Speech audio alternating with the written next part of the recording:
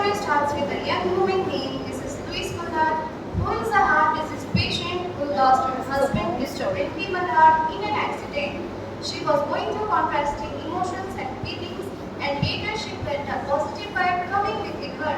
But these emotions shatters within her moment when she comes across a sudden shock.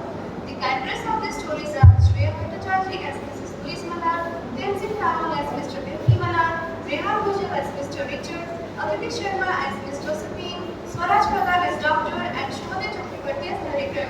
Let's move towards the story. Knowing that Mrs. Pollard was afflicted with a heart problem, great care was taken to break to her, as possible, the news of her husband's death. It was her sister Josephine who told her in broken sentences. Louise, listen to me. People, they come and they go. This is the nature of life. Just focus on what's important and what's ahead in life for you. I'm always there with you and I promise everything will be alright. What are you trying to implement? Stop waiting around the bush and tell me what's it. What happened actually? Her husband's friend Richards was there too. It was he who had been in the newspaper office when intelligence of the railroad disaster was received, with Bentley Mallard's name leading to the list of them. Don't worry, everything will be alright.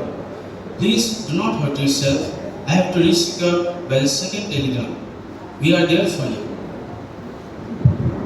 She did not hear the story as many women have heard the same, with a paralyzed inability to accept its significance. She wept at once. With a sudden wild abandonment in her sister's arms. No! When the storm of grief had spent itself, she went away to her room alone. Stop! I refrain myself from talking to anyone right now. I do not want to get indulged in anything. Or I don't want to talk to anyone. I want to be alone. Try to understand this and please do not come after me. There stood, facing the open window, a comfortable roomy armchair. Into this she sank, pressed down by a physical exhaustion that haunted her body and seemed to reach into her soul. What will I do now? Who will look after me? How will I see his body? She could see in the open square before her house the tops of trees that were all aglow with the new spring light. The delicious breath of rain was in the air. In the street below, a peddler was crying his wares. The notes of a distant song someone was singing reached her faintly. There were patches of blue sky showing here and there through the clouds that had met and piled one above the other. In the west, facing her window, she sat with her head thrown back above the cushion of the chair, quite motionless, except when a sob came up into her throat and shook her, as a child, as can cry itself to speak, continues to sob in its dreams. Many years have passed. He never even gave me a good look. He never gave the love I was longing for.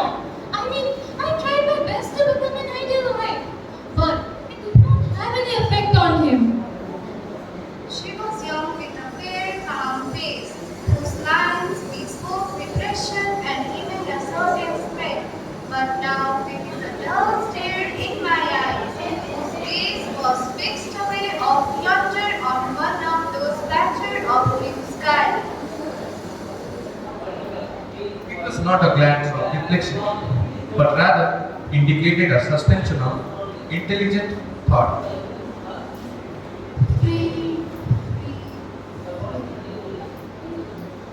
Her pulses beat fast, and the bursting blood warmed and relaxed every inch of her body. She knew that she would weep again when she saw the kind, tender hands folded in death.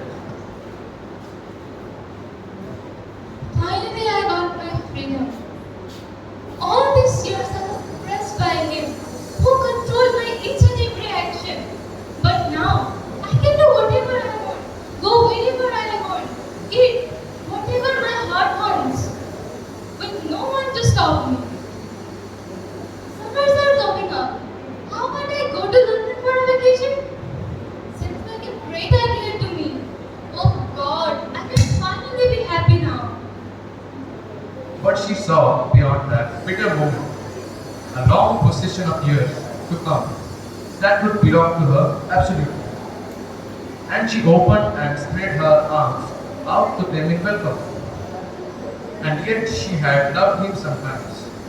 Often she had not. What did it matter? What could love, the unsolved mystery, count for in the face of his possession, assertion, which she suddenly recognized as the strongest impulse of her being? Free body, free soul, free mind. And she kept whispering. Josephine was standing before the closed door, imploring for admission. Louise, open the door. I beg you, please open the door.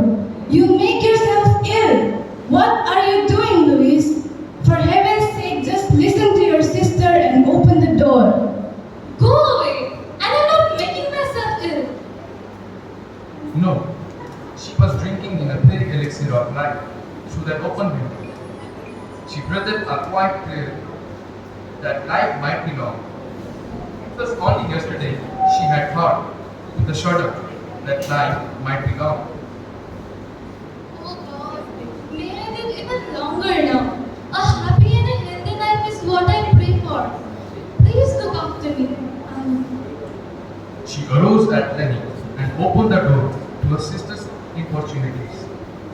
There was a feverish triumph in her eyes, and she carried herself unwittingly like a goddess of victory. She clasped her sister's waist, and together they descended the stairs. Richard stood waiting for them at the bottom. Someone was opening the door with a latchkey.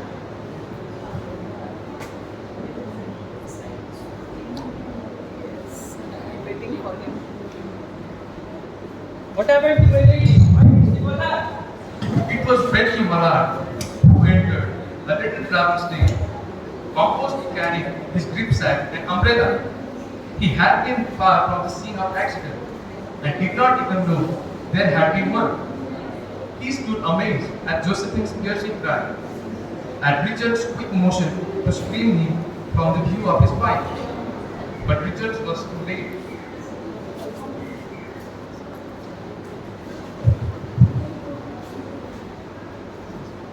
When the doctors came, they said she had died of heart disease, of joy that kills.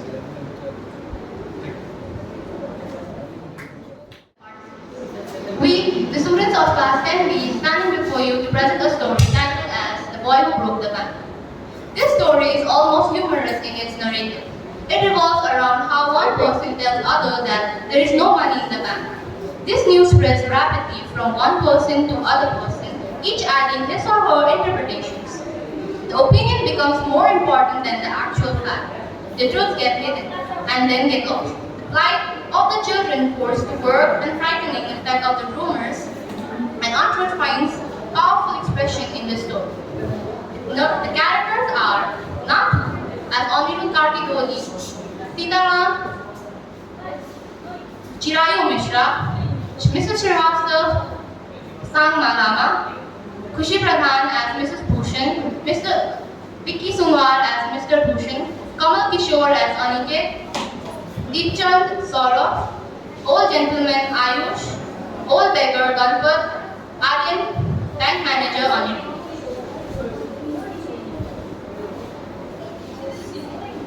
Nathu grumbled to himself as he swept the steps of the People Nagar Bank owned by Seth Gobind Ram. He used the small broom hurriedly and carelessly, and the dust, after rising like a cloud, settled down again on his lips. As Nathu was banging his pen against the dustbin, Sitaram, the washerman's son, passed by. Sitaram was on his delivery round. He had a bundle of freshly pressed clothes. Don't raise such dust, Nathu. Are you annoyed because the bank is not giving you extra 2 rupees for a month? I don't want to talk about this topic. I am not getting my regular pay and it is 28th of the month. Nathu banged the pen against the dustbin several times just to emphasize his point, giving himself confidence. Well, I wish you luck for that. And I will be looking a job for you that might suit you. Then Sitaram plodded barefoot along the road with a big bundle of clothes hiding most of his head and shoulders. At the fourth home Sitaram visited, he heard the lady of the house mention that she was in the need of a sweeper.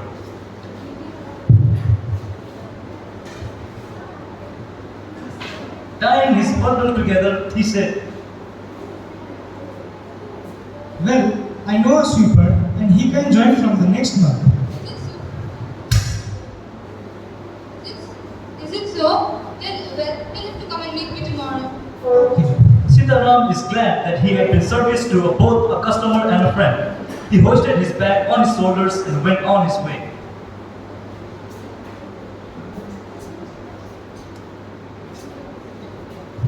Hi, Mrs. Bhushan. Oh, hello, Mrs. Srivastava. Are you here for shopping? Yes, I am. What about you? Me too, I'm almost done. Take a look at this. Oh, the texture is so beautiful. Where did you got this? I was searching for this over an hour, and then I found this. That is so pretty. And for 5 minutes, they discussed its shape, texture, and design. Having exhausted this topic, Mrs. Srivastava finally said, Well, do you know that the state Govindram's bank and sweeper hasn't received his payment over a month. Is that so? Yes. That means none of the other workers could be getting paid either. Yeah. If the sweepers aren't getting paid, that means none of the other sweepers getting. Oh my god, that is so pathetic, isn't it? Anyways, did you know? Yesterday I went to the grocery shopping and I saw that Mrs. Sharma, she spent the whole 2 hours gossiping, she was gossiping about this and this thing, that thing, and you must be bored. Of course, that was so boring. We are kind of people who doesn't gossip. I don't know from where does people get so much time to gossip, That was so boring. My whole 2 hours was spoiled, And did you hear the good news? That Which one? Mr. Dubey came drunk home last night. Yeah. He created a scene, right? Yes, at midnight. Oh my god, why do people do that? He was fighting with the Security. isn't it? Yeah. Oh, just one thing. Why didn't you came to the party last night? Oh, I was quite busy. You missed a very, very, very, very hilarious thing. You know what? The lady who lives in the second floor of our building, she was wearing black sari with black lipstick. She was looking hilarious. And the day before yesterday, I saw her wearing skinny jeans. She has no fashion sense, That is so pathetic. Anyways, who are we to judge? Okay then, Mrs. Srivastava, let's see you. Bye then. Mrs. Bhushan left Mrs. Srivastava on the tamarind tree and went in search of her husband, who was sitting in front of Kamal Kishore's photographic shop talking to the owner. So there you are. I've been looking for you for almost an hour. Where did you disappear? Nowhere. Had you been stationary in one place, I might have found you. But you go from the one shop to another shop like a bee in a garden. Oh, don't start grumbling. The heat is already trying enough. I don't know what is wrong with people now. Even the bank is about to go bankrupt. What's that? Which bank? What? People Nagar Bank, of course. I heard they have stopped paying their employees. Don't tell me you have an account there, Mr. Kishore. Oh, but my neighbor has. Kamal Kishore called out over. Lipton, have you heard the latest thing? The people Nagar Bank is about to collapse. What? Deepjal, who was cutting the hair of an elderly gentleman, was so startled that his hand shook and he nicked his customer's right ear. The customer yelled in pain and distress. Pain because of the cut and distress because of the awful news he had just heard. With one side of his neck still unshaven, he sped across the road to the general merchant store, where there was a telephone. He dialed Seth Govind Ram. The Ram was not at home. Where was he then? The Seth was holidaying in Kashmir The elderly gentleman did not believe it. He rushed back to the barber shop.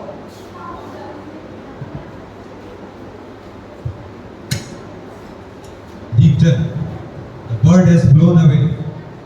Seth Govindram has left the town. Definitely it means a collapse.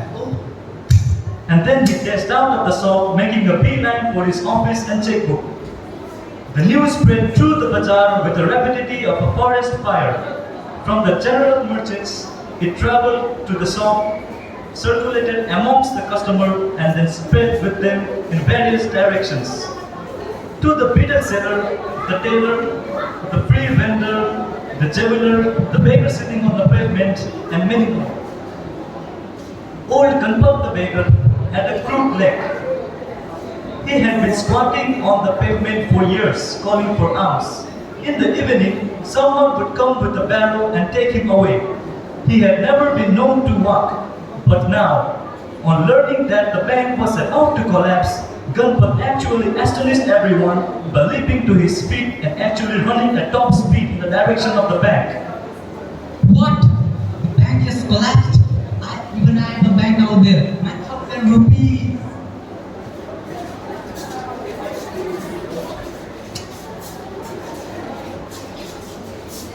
By noon, the small bank had gone through all its petty cash, and the harassed manager was in a dilemma. Emergency funds could only be obtained from another bank some 30 miles of distance, and he wasn't sure he could persuade the crowd to wait until then, and there was no way of contacting Seth Govindram.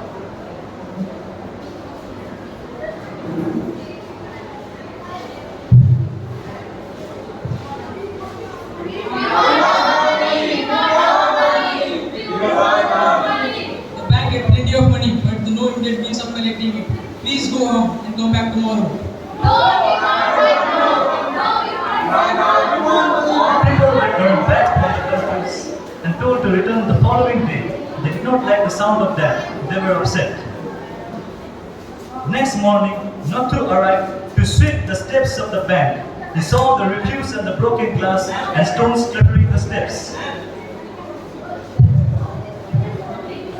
Hooligans, sons of donkeys. He smote the steps with his boots, scattering the steps.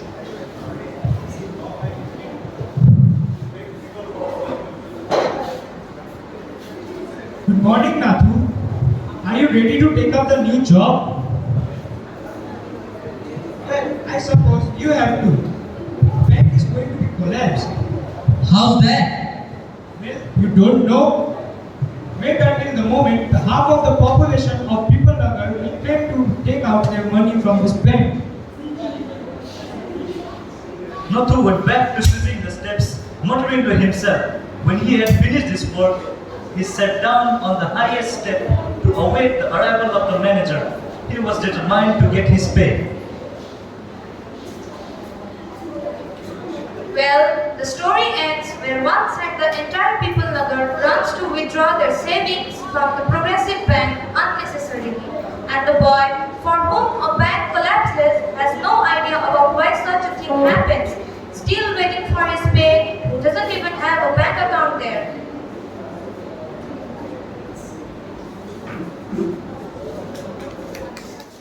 And save the earth from pollution. Protect the earth. Chipko movement.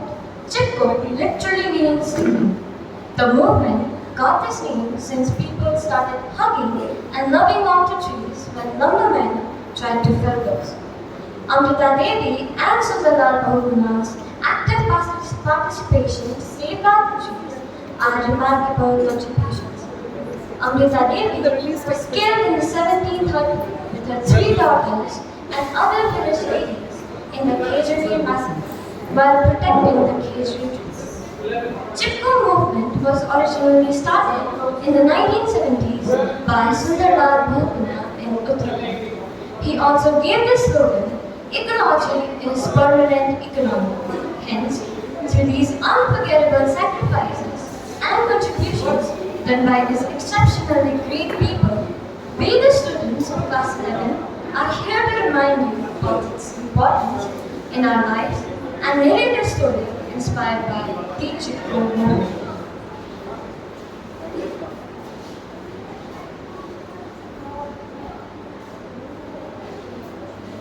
Devi is found nurturing her trees.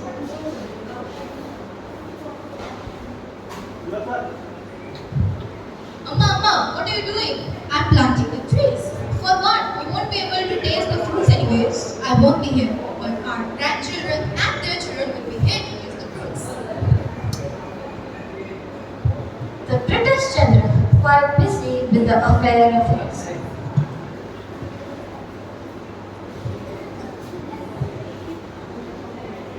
Sir, production is totally on now. We are need of goods. That is the fund. We have to take immediate action. Sir, I gave you full power. The area is already covered with many things. Just take the people and solve all the matter.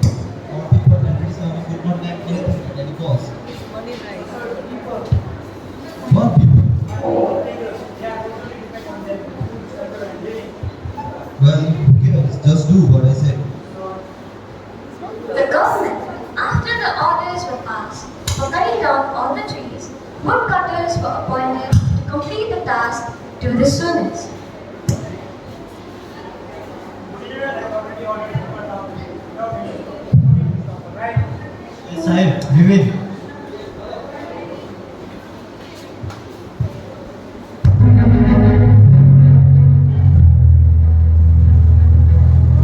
Amrita Devi is informed by her daughter about the felling of the trees. Amma, what happened? Why are you so restless? What? The woodcutters marching towards the trees. The order has already been passed. Let's go as soon as possible to cut down the trees so that we can get paid.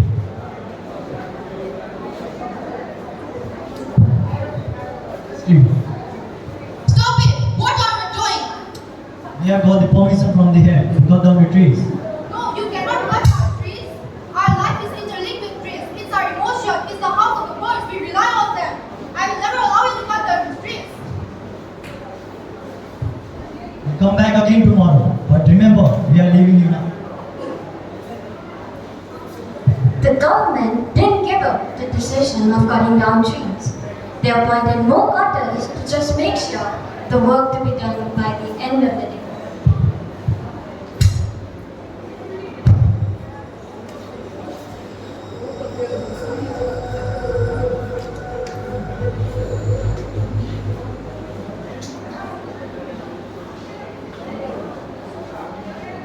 Cut every tree. Cut every tree.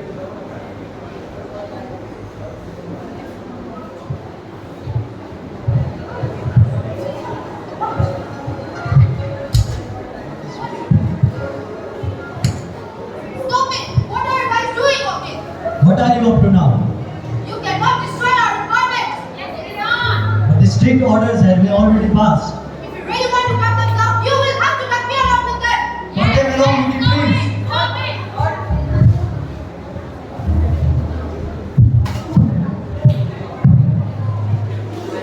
Let's go.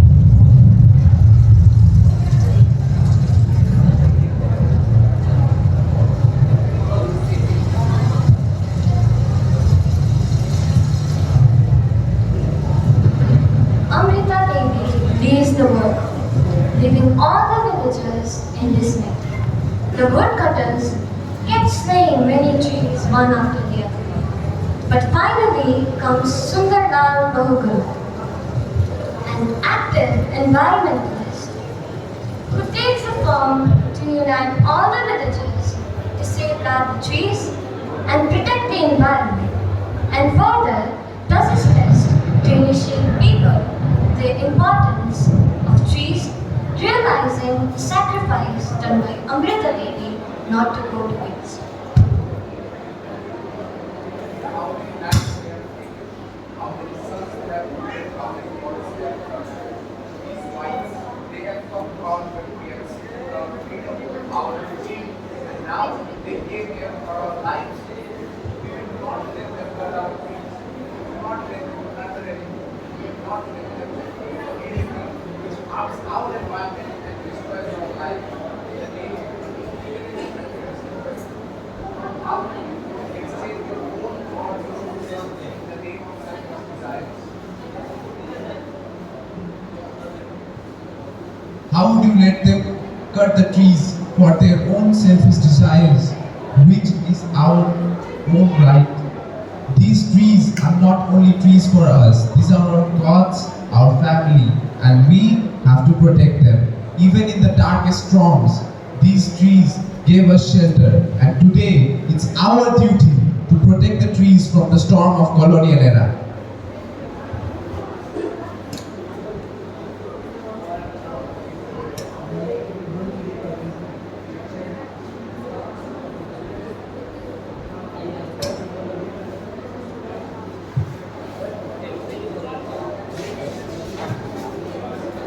The final day when the woodcutters are back.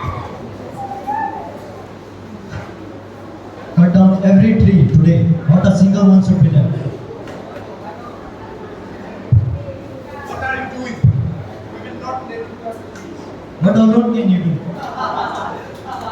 will not let you cut the trees. You have cut ourselves. I am here. And today I'm here with the daughters of the motherland, and everyone will protect the trees. I'm not alone.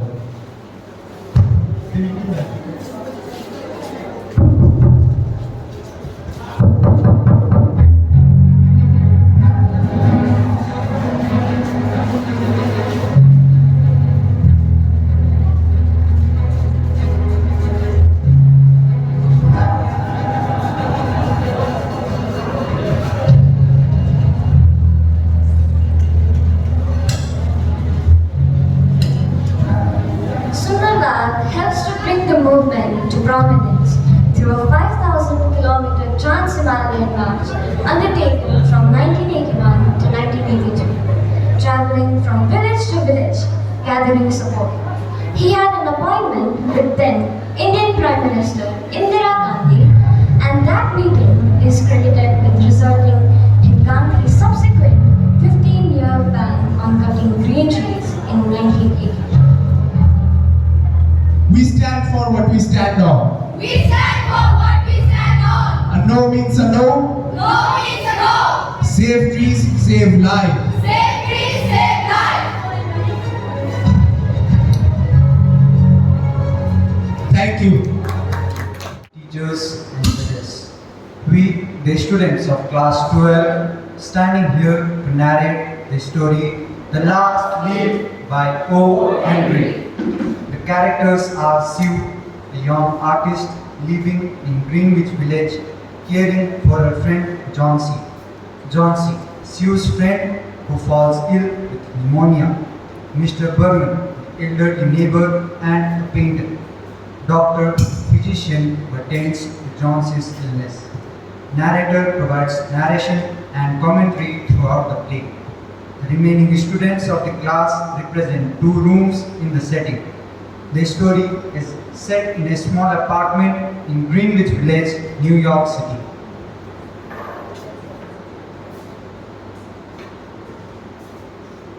The stage is set with a small apartment. Sue is caring for Johnson, who is lying in bed, visibly ill. John C., you need to eat something. You need to regain your strength. I can't see. When the last leaf falls, I'll go too. Sue tries to reassure Johnsy, but she remains despondent. Don't talk like that, John C. You're going to get better. I won't.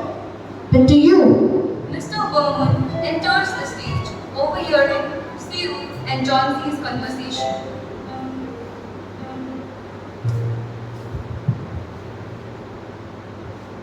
What's this about the last leaf, girls? Sue tries to reassure Johnsy, but she remains despondent. John C. thinks she'll die when the last leaf falls from that vine outside her window. Nonsense! I won't let that happen. I will paint a leaf on the wall. So her, she's wrong. Mr. Berman exists to pain the leaf. Days pass, and Johnsy's condition worsens. The doctor visits and expresses concern.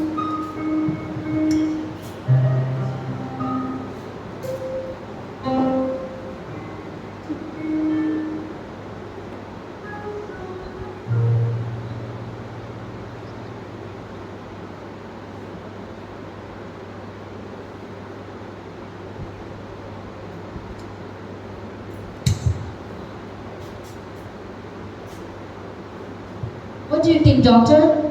Her condition is so critical. We must do everything to help her. Stu anxiously waits for Mr. Bowman's return. Where is he? Johnsy needs to see that last leaf. Mr. Bowman returns, exhausted but triumphant, having painted the leaves. Stu and Mr. Bowman watch over Johnsy as his storm intensifies outside. As the storm rages, the last real leaf falls from the pine tree. Johnsy notices the painted leaf on the wall. Look, Sue, the last leaf is still there. Stu is relieved, but Mr. Bowman's health deteriorates rapidly. I have done what I could, girls. Now it's up to you. Keep hope alive. Johnsy gains strength inspired by the painted leaf and Mr. Bowman's sacrifice. I won't give up, Sue, not after what Mr. Bowman did for me. Mr. Bowman passes away, leaving Stu and Johnsy with a bittersweet legacy of hope. This adaptation captures the essence of the last leaf as a drama focusing on the key moments of the story and the characters' emotional journey. It emphasizes themes of friendship, sacrifice, and the power of hope in the face of adversity.